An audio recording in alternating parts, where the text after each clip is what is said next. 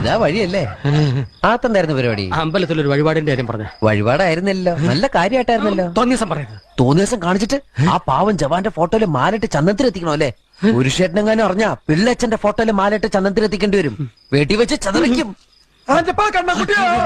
നാട്ടുകാരെ വിളിച്ചു കൂട്ടിട്ട് മോൻ എന്ത് കിട്ടും? എനിക്കൊന്നും കിട്ടില്ല, പിള്ളേച്ചന് കിട്ടും. നല്ല അസ്സല് പുതുക്ക്. വലിയ നിലവിലുള്ള ആളല്ലേ, എല്ലാരും ഒന്ന് അറിയട്ടെ എന്ന്. നീ എന്റെ മാനം കളയരുത്. നിനക്ക് എന്ത് വേണേലും ഞാൻ തരാം. എന്ത് തരും? എന്ത് വേണം? അച്ഛന്റെ കയ്യിൽ നിന്ന് കള്ളക്കണക്ക് എഴുതി വാങ്ങിച്ച കുരുടിമുക്കിൽ 25 സെന്റ് സ്ഥലം. അയ്യോ മാധവ, അത് അയ്യോ മാധവ, അത് എഴുതി തരുമൊന്നും വേണ്ട. അവിടെ ഇത്തവണ എനിക്ക് വിത്തർക്കണം.